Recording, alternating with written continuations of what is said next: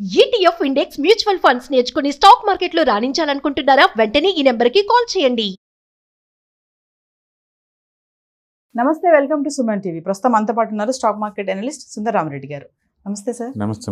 Sir, Trump విన్నింగ్తో gold prices మాత్రం ఒకరోజు తగ్గుతున్నాయి, ఒకరోజు పెరుగుతున్నాయి. అంటే నిన్నటికి చూసుకుంటే ధర తక్కువే అనిపించింది, ఈరోజు మళ్ళీ పెరిగిపోయింది. అంటే ఎందుకంటారు ఈ హెచ్చుతగ్గులు ఎందుకు ఉంటున్నాయి అంటారు? ప్రతి ఎసెట్ క్లాస్లో ఈ హెచ్చుతగ్గులు మామూలే ఉంటుందండి. అందుకని మనం ఎవ్రీడే చొప్పున ట్రాక్ చేయలేం, కానీ బట్ లాంగ్ టర్మ్ పాయింట్ ఆఫ్లో మాత్రం అన్ని పాజిటివ్నే ఉంటాయి ఏ ఎసెట్ క్లాస్కి అయినా సరే. అంటే పర్టికులర్గా గోల్డ్లో ఇన్వెస్ట్ చేయడం వల్ల మనకు వచ్చే బెనిఫిట్ ఏంటంటే, అంటే గోల్డ్ అనేది ఇంటర్నేషనల్ కరెన్సీ. అది ఆల్మోస్ట్ 3000 సంవత్సరాల నుంచి గోల్డ్ని ఒక ఇన్వెస్ట్మెంట్ వెహికల్ లాగా వాడుతున్నారు. బట్ కరెన్సీస్కి అంత హిస్టరీ ఏం లేదు. వరల్డ్లో ఓల్డెస్ట్ కరెన్సీ అంటే బ్రిటిష్ వాళ్ళది, బ్రిటిష్ స్టెర్లింగ్ అనమాట. ఆల్మోస్ట్ ఒక 1500 ఇయర్స్ హిస్టరీ ఉంది దానికి.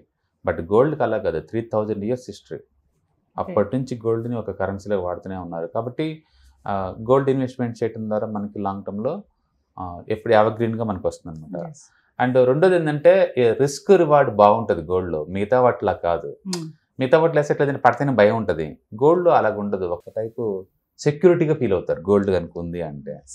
మిగతా ఎసెట్లు అప్ అండ్ డౌన్ టూ మచ్గా ఉంటే ఏమో గోల్డ్ అలా ఉండదు. అందుకని రిస్క్ రివార్డ్ అడ్జస్ట్ రేషియో బాగుంటుంది గోల్డ్కి. అండ్ మూడోది హెడ్జింగ్. ఇన్ఫ్లేషన్ బాగా పెరుగుతుంది అనుకోండి, దానికి హెడ్జింగ్లో వాడతారు. ఇన్ఫ్లేషన్ బాగా పెరిగినప్పుడు కరెన్సీ వాల్యూ తగ్గిపోతుంటాయి. కరెన్సీ వాల్యూ బాగా తగ్గినప్పుడు ఫిక్స్డ్ అసెట్స్, గోల్డ్ లాంటి ఫిక్స్డ్ అసెట్స్కి డిమాండ్ బాగా పెరుగుద్ది అనమాట. అందుకని ఇన్ఫ్లేషన్కి హెడ్జింగ్గా కూడా గోల్డ్ వాడుతుంటారు.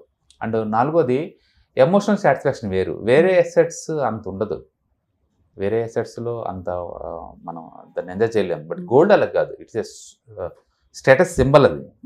అది దాన్ని డిస్ప్లే చేయొచ్చు ఆ అసెట్ని. వేరే అసెట్లు నువ్వు డిస్ప్లే చేయలేవు. నాకు 1000 ఎకరాల చోటు ఉంది, చేయలేవు.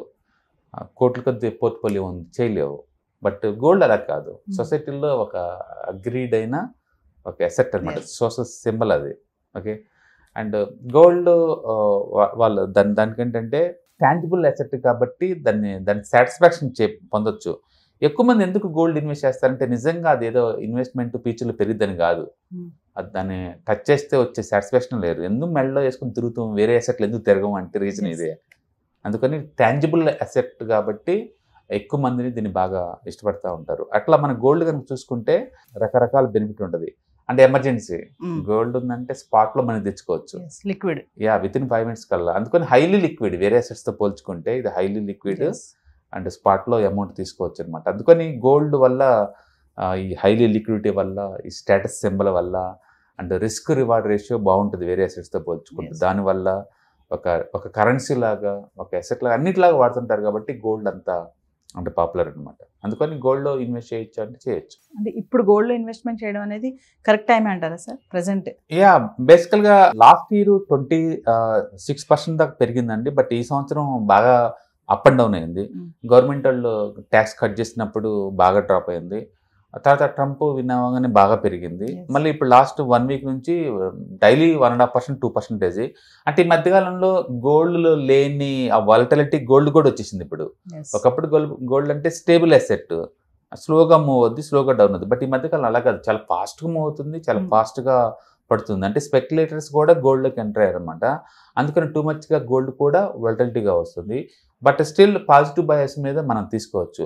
ఇయర్లీ యావరేజ్ ఎక్స్పెక్టేషన్ మనం ఒక 10 to 12% అనుకుంటే తీసుకోవచ్చు అండి. 30-40 అయితే దొరకవు దాంట్లో. ఓకే. అండ్ గోల్డ్ చాలామంది ఎవ్రీ ఇయర్ కంట్రీస్ పెరుగుతూనే ఉంటుంది అనుకుంటారండి, అది నిజం కాదు. మీరు కనుక చూసుకుంటే కోవిడ్ అప్పుడు చూసారనుకోండి, కోవిడ్ దగ్గర నుంచి almost 3 years zero returns. Okay. తర్వాత మళ్ళీ చార్ట్స్ బ్రేక్అవుట్ అయినాయి. మళ్ళీ ఇప్పుడు లాస్ట్ 6 months నుంచి జీరో రిటర్న్స్. మళ్ళీ ఇప్పుడు ఈరోజు రివర్స్ అయింది మార్కెట్. ఓకే. అందుకని ప్రతి అసెట్ క్లాస్లో ఉండే సైకిల్స్ గోల్డ్లో కూడా ఉంటుంది. అందుకని గోల్డ్ సేఫ్టీ మిగతా వాటితో పోల్చుకుంటే బెటర్ సేఫ్టీ ఉందే కానీ, బట్ దీంట్లో కూడా వాలటిలిటీ ఉంటుంది. అందుకని మీరు ఎవరైనా గోల్డ్ ఇన్వెస్ట్మెంట్ చేద్దాం అనుకుంటే మిగతా అసెట్ క్లాస్లోనే దీంట్లో కూడా అప్పుడప్పుడు కొన్ని యూనిట్స్ గ్యాదర్ చేస్తూ ఉంటే అంటే లాంగ్ టర్మ్లో 10 to 12% రావచ్చు. అంటే మీ దగ్గర ఆల్రెడీ స్టాక్ మార్కెట్ పోర్ట్ఫోలియో ఉందనుకో, దాన్ని హెడ్జింగ్లా వాడచ్చు. ఎందుకంటే మార్కెట్ డౌన్లో ఉన్నప్పుడు గోల్డ్ ముందు పోతూ ఉంటుంది. రెండింటికి ఇన్వర్షనల్ ప్రపోర్షనల్ ఉంటుంది అనమాట. అందుకని మొత్తం డబ్బులు ఈక్విటీలో పెట్టేవాళ్ళు నాకు రిస్క్ డైవర్సిఫై అవ్వాలి అనుకుంటే ఖచ్చితంగా గోల్డ్ పెట్టుకోవచ్చు. ఇది మంచి అప్రిషియేషన్ అసెట్స్ అనమాట. అంటే ఇంపాక్ట్ అనేది సార్ గోల్డ్ మీద కాకుండా బిట్ కాయిన్, డాలర్ పైన కూడా చూపిస్తుంది అంటారా? అన్నిట్లో బేసికలీ ఇవన్నీ ఆల్టర్నేటివ్ అసెట్స్ అండి. ఈక్విటీ ఒక అసెట్, డెట్ ఒక అసెట్, రియల్ ఎస్టేట్ ఒక asset, gold and other metals ఒక assets, and intangible assets like branding ఇవన్నీ ఉంటాయి. ప్లస్ రేర్ మెటల్స్, ఆర్ట్స్ ఉంటాయి కదా, ఆర్టిజన్స్, ఇవన్నీ కైండ్ ఆఫ్ అసెట్స్ అనమాట ఇవి.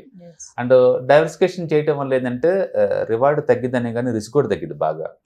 అందుకని ఎనీ పాయింట్ ఆఫ్ టైంలో మీది అసెట్స్ పెరిగే కొద్ది రిస్క్ తగ్గించుకోవడం చాలా ఇంపార్టెంట్. యూజువల్గా రిటైలర్స్ కంటే నెలకు 5,000 మిగిలే వాళ్ళకైతే అన్ని అసెట్లు అవసరం లేదు. ఎవ్రీ మంత్ ఎస్ఐపిలో పెట్టుకుంటూ పోతుంటే ఏ మ్యూచువల్ ఫండ్లోనో ఎక్కువ యూనిట్ గ్యాదర్ చేస్తా పోతుంటారు కాబట్టి వేరే అసెట్స్ డైవర్సిఫికేషన్ అవసరం లేదు. కానీ నా దగ్గర ఒక 5 కోట్లు, 1 కోటి, 10 కోట్లు ఇలా ఉందనుకోండి, ఒకే అసెట్లో పెడితే రిస్క్ ఎక్కువ. అఫ్కోర్స్ రివార్డ్ ఎక్కువే, but what ever the risk. ఈరోజు గ్యాస్ కంపెనీస్ మొత్తం కొలాప్స్ అయిపోయినాయి. ఎంత అంటే the best company gas distribution సెక్టర్లో MGL 20% డౌన్ అయింది ఈరోజు. 20% MGL డౌన్ అయింది. అండ్ ఇంద్రప్రస్థ గ్యాస్ 20% డౌన్ అయింది. గుజరాత్ గ్యాస్ 6% డౌన్ అయింది. ఏదైనా చిన్న న్యూస్ వస్తే ఒక్కొక్క సెక్టర్ ఓవర్ నైట్లోనే 20% కొలాప్స్ అయ్యి ఈక్విటీలో ఎక్కువ మొత్తం డబ్బు పెట్టినప్పుడు చాలా రిస్క్ కదా, రివార్డ్ ఒకటే కాదు కదా, ఆ డౌన్ సైడ్ రిస్క్ కూడా టాలరేట్ రావాలి కదా. అందుకని బెస్ట్ ఏంటంటే పెద్ద మొత్తం పెట్టేవాళ్ళు రిస్క్ డైవర్సిఫికేషన్ కోసం ఈ గోల్డ్ నీట్ని వాడచ్చు అనమాట. 10-12%. అందుకని అసెట్ బ్యాలెన్స్డ్ రిస్క్ రివార్డ్ కావాలనుకున్నప్పుడు మనం హెడ్జ్ చేసుకోవచ్చు. అంటే సార్ ఇప్పుడు సిల్వర్ ఉంది, నీకంటే ముందు నేను వెళ్తాను అన్నట్టుగా గోల్డ్ కంటే ముందు సిల్వర్ పరిగెడుతుంది. డెఫినెట్గా. ఎందుకంటారు సార్ కంపేర్ చేసుకుంటే? ముందు సిల్వర్ తక్కువ ఉండేది కదా, ఇప్పుడు సిల్వర్ ఇండస్ట్రియల్ యూటిలిటీ చాలా పెరిగిందండి. ఇప్పుడు ఏంటంటే ఎలక్ట్రికల్ వెహికల్స్ బాగా పెరుగుతున్నాయి, ఎలక్ట్రికల్ కాంపోనెంట్స్ బాగా పెరుగుతున్నాయి. అండ్ ప్రతి డిజిటల్స్ ఏదైనా వాడాలి అంటే డిజిటల్ డేటాని స్టోర్ చేయాలన్నా వాడాలన్నా ఎక్విప్మెంట్స్ వాడటం కంపల్సరీ. మనం వాడే ప్రతి డివైజ్లో ఎంతకంత సిల్వర్ ఉంటుంది. ఇదేంటంటే ఎలక్ట్రికల్ ట్రాన్సాక్షన్స్ చేసేటప్పుడు వాటికి హీట్ జనరేట్ అవ్వకుండా ఇవి కండక్టర్గా బాగుంటాయి అనమాట. అందుకని ఆ కండక్షన్ కెపాసిటీ ఉన్న ఈ మెటల్స్ని హ్యూజ్ డిమాండ్ ఇండస్ట్రీ నుంచి. అందుకని silver hard core industry utility ఉంది. గోల్డ్ అలా కాదు, ఇండస్ట్రీ యూటిలిటీ చాలా తక్కువ.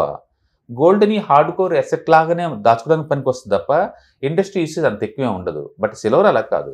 సిల్వర్లో ఆల్మోస్ట్ 80% ఇండస్ట్రీ యూసేజ్ కోసం ఉంటారు అసెట్ లా కన్నా కూడా. అందుకని మెటల్స్ బయలుదేరితే గోల్డ్ అండ్ సిల్వర్ 2 బయలుదేరుతాయి.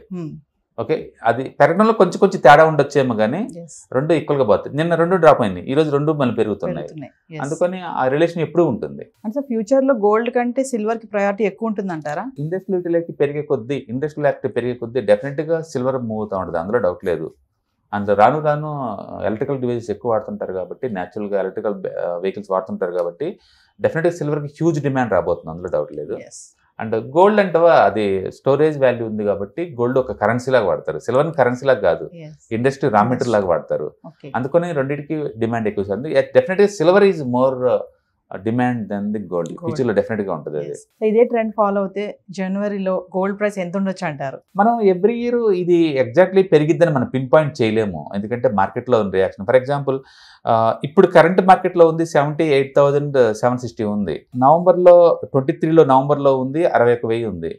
అండ్ అంతకుముందు 22 అక్టోబర్లో ఉంది 51,000 ఉంది. అంతకుముందు 49,000 ఉంది. అండ్ 2020 నవంబర్లో 52,000 ఉంది. అంటే 2020 నవంబర్ నుంచి అండ్ అక్టోబర్ 22 వరకు కూడా నీకు రూపాయి కూడా రాలేదు 2 years. 2020 నవంబర్ నుంచి 2022 అక్టోబర్ వరకు 1 రూపాయి కూడా రాలేదు గోల్డ్ నుంచి 2 years వరకు. అంటే ప్రతి ఎసెట్ సైకిల్స్కి అది మామూలు విషయమే.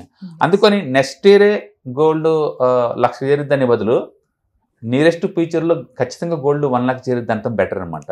డేట్లు మనం మెన్షన్ చేయలేము. డెఫినెట్గా ఒక 10% డిమాండ్ అయితే ఉంటుంది యావరేజ్ మీద. అందుకని మిగతా ఎసెట్ లాగానే ఒక 1 or 2 years ఫ్లాట్గా ఉంటుంది. దాని మనీ ఒక 20-30% పెరిగిద్ది, మళ్ళీ 1 or 2 years ఆగిపోద్ది. ఆ సైకిల్ మనం ప్రతి ఎసెట్లో మనం చూడొచ్చు. ప్రతి ఎసెట్ స్టాక్ మార్కెట్లో కూడా 5-6 స్టాక్స్ నిద్రపడడం అనేది మామూలు విషయమే. అందుకని నెక్స్ట్ ఇయరే ఖచ్చితంగా 1,00,000 చేరిద్దని చెప్పలేం కానీ బట్ 1 or 2 yearsలో మాత్రం అవును జరుగుతుంది. డిసెంబర్ కల్లా 60కి వచ్చే ఛాన్సెస్ ఉంటాయా సార్? ఏమన్నా డౌన్ ట్రెండ్ పెద్దగా ఎక్స్పెక్ట్ చేయలేము, ఎందుకంటే ఇప్పటికే బాగా డౌన్ అయింది కాబట్టి మనం ఎక్స్పెక్ట్ చేయలేము. అండ్ 2023 ప్రైస్ మీరు అడుగుతుంది 1 year ప్రైస్. ఇది కనుక 61,000కి వచ్చింది 60,000కి వచ్చింది అంటే లాస్ట్ 1 year రిటర్న్స్ కూడా 0 అయినట్లకే. అందుకని ప్రాబిలిటీ చాలా తక్కువ ఉంటుంది.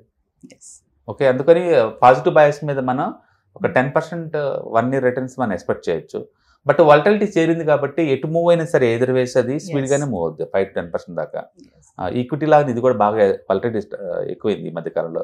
ఈ గవర్నమెంట్ ఎప్పుడైతే ట్యాక్స్ తగ్గించారో దాని మనీ -6 అలా రావటం, తర్వాత మళ్ళీ ఏ రోజుకి ఆ రోజు పెరుగుకుంటూ పోవటం, మళ్ళీ తర్వాత లాస్ట్ 1 week నుంచి మళ్ళీ కరెక్షన్ రావటం, ఈవెన్ ఏ జరిగినా సరే గోల్డ్ కూడా సింగిల్ డేలో 2% పడిద్ది లేదా పెరిగిద్ది అంటే ఇప్పుడు నిజమైపోతుంది.